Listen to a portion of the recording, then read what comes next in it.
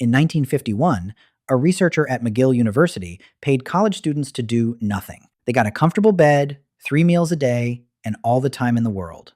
No work, no responsibilities. The only rule was that they couldn't talk to anyone, read anything, or do anything at all. Just exist. Most of them couldn't last 48 hours. Within 2 days, students began hallucinating. Some saw processions of squirrels, others heard voices. A few became so distressed they asked to leave within hours. The experiment was designed to study sensory deprivation, but what it actually revealed was something more disturbing. The human brain, when cut off from other people, begins to fall apart. Not slowly, fast. But that's not even the strangest part. We are living through the same experiment right now. Not in a lab, in every city, every suburb, every apartment building on Earth.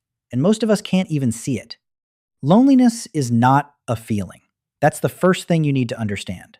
Your brain doesn't treat loneliness the way it treats sadness or boredom. It treats it the way it treats physical pain. In 2003, neuroscientist Naomi Eisenberger at UCLA ran a study where participants played a simple ball-tossing game with other players, or thought they did. At some point, the other players stopped including them, just cut them out mid-game. Eisenberger was watching their brains in an MRI scanner the whole time. What she found stopped her cold.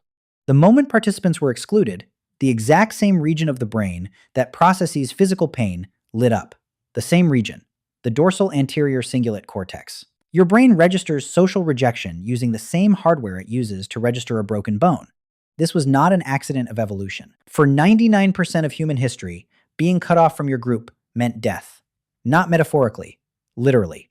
A single human on the African savannah, alone, without fire, without others to watch the dark. You were food. Your ancestors who felt the pain of isolation intensely were the ones who survived it by returning to the group. The ones who didn't feel it stayed out alone and got eaten. Every human alive today descends from the ones who felt that pain most sharply. John Cacioppo spent 30 years studying loneliness at the University of Chicago. He called it one of the most dangerous conditions a human being can be in. His data showed that chronically lonely people have higher levels of cortisol, the stress hormone, running through their bodies 24 hours a day. Their immune systems respond differently. He calculated that severe loneliness carries the same mortality risk as smoking 15 cigarettes a day. We put health warnings on cigarette packets, we run campaigns, we tax tobacco and fund addiction programs. Nobody has ever run a public health campaign about sitting alone in your apartment, watching other people's lives on a screen. But here's the part that should disturb you. In 2018, the United Kingdom became the first country in the world to appoint a minister of loneliness. A government minister with a full cabinet brief dedicated entirely to the problem of people having no one to talk to. 9 million people in the UK reported feeling always or often lonely. 9 million in a country of 66 million. That's 1 in 7. And Britain wasn't an outlier. A 2019 Cigna study found that 61% of Americans reported feeling lonely. That's more than half the country. A Gallup survey from the same period found that 24% of adults worldwide felt very or extremely lonely. This is the experiment nobody signed up for. The researchers at McGill paid their students to be isolated for a few days. We have built an entire civilization that isolates people for decades, and we framed it as success. Your own apartment, your own car, your own phone, your own everything. Privacy, autonomy, independence. These are the things modern life sells you as the goal. And they are genuinely better than having no choice. But something got lost in the translation. Robert Weiss, a sociologist at Harvard, spent years trying to understand why people who seem to have everything, careers, families, money, still reported feeling profoundly alone. He eventually identified 2 different kinds of loneliness. The first is social loneliness. You don't have enough people around you. The second is emotional loneliness. You have people around you, but none of them really know you. You can be surrounded by hundreds of people and feel the second type so acutely it becomes unbearable. Social media was supposed to fix the first kind. In some ways it has. You can reach anyone on the planet at any moment. And the second kind has gotten worse. Because what social media actually gives you is the performance of connection, not connection itself. You see the versions of people they choose to show. You show the version of yourself you choose to reveal.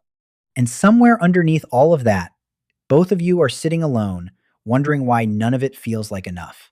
The longest study on human happiness ever conducted ran for over 80 years out of Harvard. It tracked 724 men from their teens all the way through old age, measuring their health, watching their lives unfold decade by decade. The director of that study, Robert Waldinger, summarized 80 years of data in 3 sentences. Good relationships keep us happier and healthier. Loneliness kills. And it's not the number of relationships that matters, it's the quality.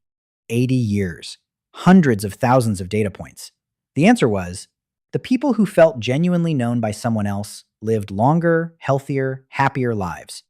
And the people who didn't, regardless of wealth, status, or how many contacts were in their phone, were the ones whose bodies and minds broke down first. Your brain is still running the same threat detection software it ran on the savannah 200,000 years ago. When it detects that you are cut off from your group, that no one truly knows where you are, what you're feeling, whether you're okay, it triggers the same alarm it triggered when being alone meant being eaten. That alarm is still going off for millions of people right now. We just can't hear it over the notifications. The students at McGill could walk out. They could end the experiment whenever they wanted. Most people today don't even know they're in one. They just know that something feels wrong. That the apartment is quiet in a way that doesn't feel peaceful. That they scroll at night not because there's anything worth seeing, but because the alternative is sitting with the silence and realizing that no one would notice if they didn't wake up tomorrow. That feeling isn't weakness. It isn't a malfunction. It's a 200,000-year-old signal doing exactly what it was built to do, telling you that you are more vulnerable than you should be, telling you that something essential is missing. The only difference is, for most of human history, you could look up from that feeling and find your group around the fire.